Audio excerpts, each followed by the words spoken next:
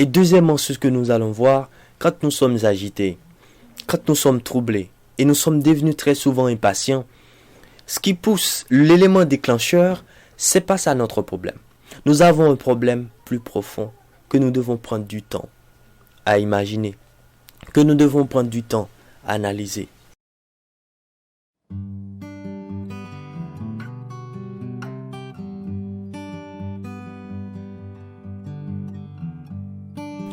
Chers amis d'étudier Kosa, bonjour, bonsoir.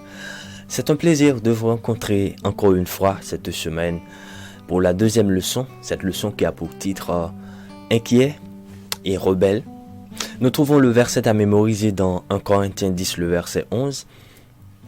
Ces choses leur sont arrivées pour servir d'exemple et elles ont été écrites pour notre instruction, à nous qui sommes parvenus à la fin des siècles.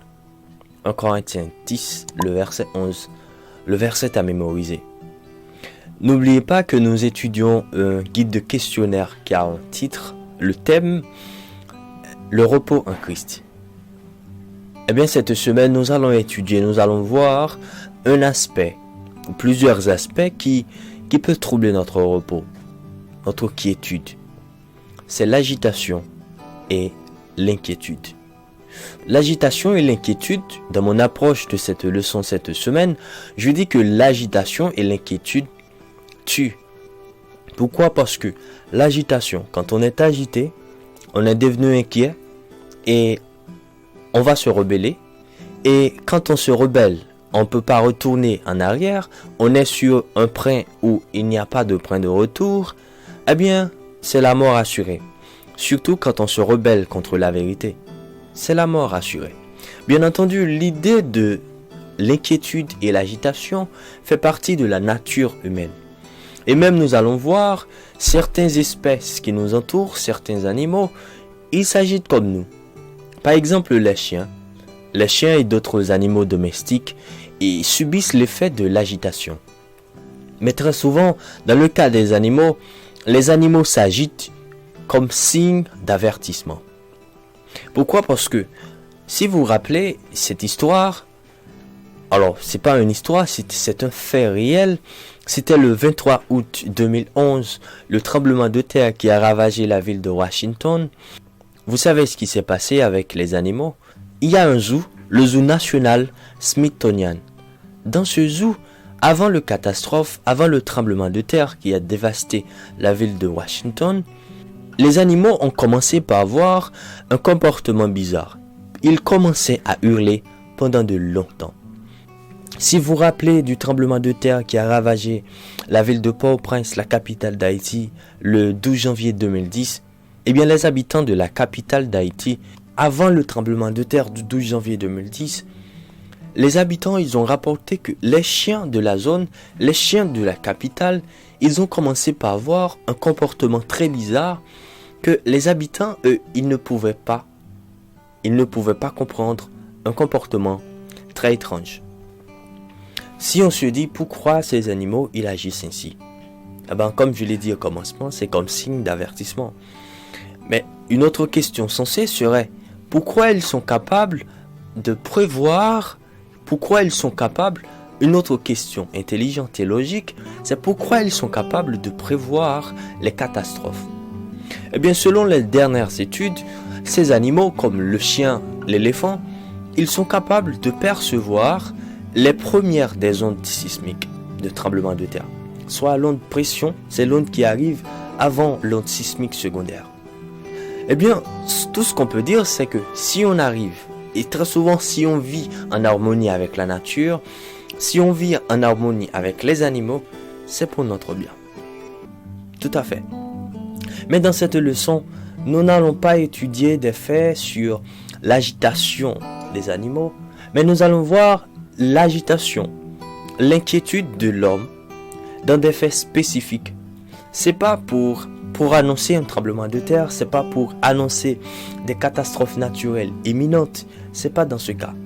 Mais nous allons voir l'agitation, l'impatience, l'inquiétude de l'homme. L'homme est agité par le péché fondamental de l'humain déchu. Nous allons voir deux aspects dans cette présentation. Il y a beaucoup d'autres aspects. Et du coup, je vous invite vous-même de prendre du temps cette semaine d'étudier, de voir la leçon en profondeur. Donc ensemble là, nous allons voir deux aspects. Le premier aspect, c'est l'agitation du peuple dans le désert. Dans quelles circonstances? Nous tous, nous savons l'histoire. Le peuple d'Israël a été en captivité en Égypte. Mais Dieu a miraculeusement délivré le peuple d'Israël de la captivité égyptienne. Dieu a traversé la mer Rouge avec le peuple d'Israël miraculeusement. Dieu a conduit le peuple d'Israël miraculeusement. Soit une nuée de feu pendant les soirs, soit une nuée d'ombre pendant les journées. Mais malgré tout l'attention que Dieu a donnée au peuple d'Israël, il se trouve qu'ils ont eu un problème. Ils n'ont pas trouvé de la viande pour se nourrir. C'était ça le problème. Et à travers ce fait, ils ont eu une très bonne mémoire. Mais nous allons voir, c'est une mémoire sélective. Pourquoi?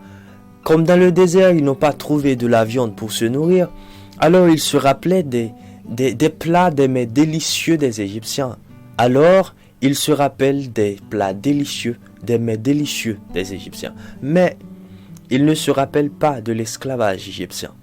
Ils se rappellent des poissons, des viandes des Égyptiens. Mais ils ne se rappellent pas de leurs terribles conditions de vie. Le peuple se mettait à s'agiter. Le peuple se mettait à s'inquiéter. Et le peuple était même devenu impatient. Le deuxième fait que nous allons voir, c'est le peuple d'Israël, la réaction, le comportement du peuple d'Israël après le compte-rendu des 12 espions. Après que le peuple d'Israël a finalement atteint les contrées, les frontières de la Canaan, alors le peuple d'Israël devrait se préparer pour conquérir la Canaan, le pays que Dieu leur a promis. Alors, comme ils ne savaient pas qu'est-ce qu'il y avait dans la ville, c'est pas une route qu'ils ont fait. Préalablement, ils ont envoyé 12 espions. J'ai entendu dire très souvent, il n'y a pas un moyen de savoir qu'est-ce qu'il y a dans le trou sans s'y jeter. Alors le peuple d'Israël a envoyé 12 espions pour étudier, pour explorer les contrées. Parmi les 12 espions, il y avait Josué fils de Nun et Caleb fils de Jephuné. À l'arrivée, après l'étude de ces 12 espions, ils devraient donner le compte-rendu. Lorsqu'ils se sont retournés vers Moïse et Aaron pour donner le compte-rendu, voici ce qu'ils ont dit. Alors Dieu a dit au peuple d'Israël que c'est un pays où le lait et le miel coulent. C'est un pays béni, c'est un pays richement riche. Alors les espions, ils ont dit, à la vérité, c'est un pays où coule le lait et le miel. Et voici les fruits. Mais le peuple qui y habite, ils ont dit, mais le peuple qui y habite est puissant. Les villes sont fortifiées, très grandes. Nous y avons vu les enfants d'Anak. Voilà le problème. Voilà le problème. Ils ont vu les fils d'Anak. Qui étaient les fils d'Anak? Les fils d'Anak, c'étaient des géants. C'est la race des géants. Et l'explication qu'ils ont dit, comment ils ont vécu la sensation, l'explication qu'ils ont donnée, comment ils ont vécu la sensation, ils ont dit, nous étions à nos yeux et à leurs yeux comme des sauterelles devant les fils d'Anak. À ces mots, qu'a fait le peuple? Le peuple s'agitait. Le peuple, tout d'un coup, a refusé d'attaquer pour conquérir le pays. Le peuple préférait de retourner en Égypte. Pourquoi? Parce qu'ils ont dit, ils vont pas mourir. Puisqu'ils ont dit, ils vont pas se faire sacrifier par les pays du contrée. Mais il avait Caleb et Josué qui faisaient partie des 12 espions. Ils ont insisté. Ils ont dit que notre victoire sera assurée avec la puissance de Dieu. Nous ne pouvons pas compter sur notre force. Nous devons croire en Dieu, quelle que soit la grandeur, quelle que soit la hauteur de ses habitants, des géants des fils d'Anak. Nous pouvons gagner avec la puissance de Dieu. Mais le peuple et certains des espions qui se croyaient en eux, ils ne voulaient pas avancer. Au contraire, ils s'étaient agités. Au contraire, ils se mettaient à agiter, ils étaient devenus impatients et dans leur impatience, toute l'assemblée se mettait à se rébeller. Toute l'assemblée parlait de les lapider. De lapider Moïse, de lapider Aaron, de lapider Josué et de lapider Caleb. Dans leur impatience, ils se sont rebellés contre les autorités divines. Dans leur impatience, ils se sont rebellés contre les autorités divines. Nous venons de voir deux faits, deux aspects d'agitation, deux aspects d'impatience. Et quelles étaient les conséquences de ces réactions? Ce que nous allons voir tout de suite. Dans le premier fait, dans le désert, comme ils ont eu la sensation, ils ont eu l'envie de manger de la viande, Dieu les a donné de la viande. Et Dieu les a donné de la viande avec un surplus, Dieu a dit, qui sortait par leurs narines. Dans ce cas, ce n'était pas une bénédiction. Dieu les a donné des cailles pour manger. Dans le deuxième cas, après le compte-rendu des 2 espions, cette génération n'a pas pu fouler la terre promise. Ils étaient tous morts. Ils étaient tous morts. Mais leurs enfants ont bénéficié de la promesse de Dieu. À travers tout cela, il y a 3 choses que nous allons voir pour terminer. La première chose, c'est la réaction de Moïse face au comportement du peuple. Dieu, il a dit, face au comportement farouche de ce peuple, je vais les exterminer, je vais les tuer, je vais les frapper de la peste.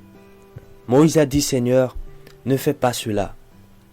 Si tu fais cela, les peuples qui ont vu comment vous avez délivré le peuple d'Israël à travers la mer Rouge, ils ont dit, arrivez ici, vous ne pouvez pas prendre soin du peuple, vous les avez exterminés.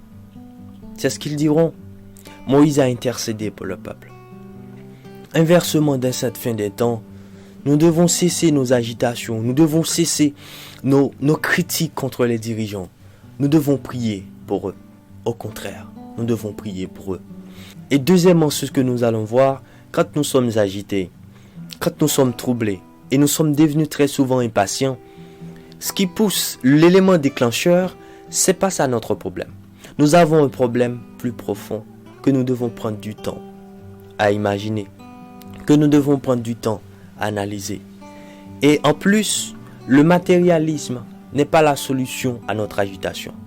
Le matérialisme n'est pas la solution à notre inquiétude dans ce monde. Vous savez, imaginez que nous sommes beaucoup plus en forme, nous sommes beaucoup plus jeunes tous, nous sommes beaucoup plus riches, même plus sexy, plus beaux. Alors, vous imaginez que nos problèmes seraient résolus, nos problèmes seraient réglés? C'est non. Dans cette leçon, nous apprenons que c'est non, et en réalité que c'est non. Parce que le monde qui nous entoure, même si notre vie change, ce monde ne va pas être changé. Ce monde, nous avons besoin de notre monde. Nous avons besoin d'un monde nouveau. La troisième chose que nous devons apprendre, le peuple d'Israël s'est rebellé contre Dieu. Alors, nous devons faire attention. Nous devons faire beaucoup d'attention. Quel que soit dans le contexte que nous vivons, quelle que soit notre situation, nous devons faire beaucoup d'attention parce que nous pouvons rebeller contre Dieu beaucoup plus facile que nous l'imaginons, chers amis. Beaucoup plus facile que nous l'imaginons. Nous venons de voir ensemble, chers amis, inquiets et rebelles, la leçon deuxième. Et nous avons développé un thème, l'agitation et l'inquiétude tuent. Le verset à mémoriser se trouve dans 1 Corinthiens 10, le verset 11. Ces choses leur sont arrivées pour servir d'exemple, et elles ont été écrites, pour notre instruction, à nous qui sommes parvenus à la fin des siècles. Je vous souhaite une très bonne semaine, une très bonne journée, chers amis.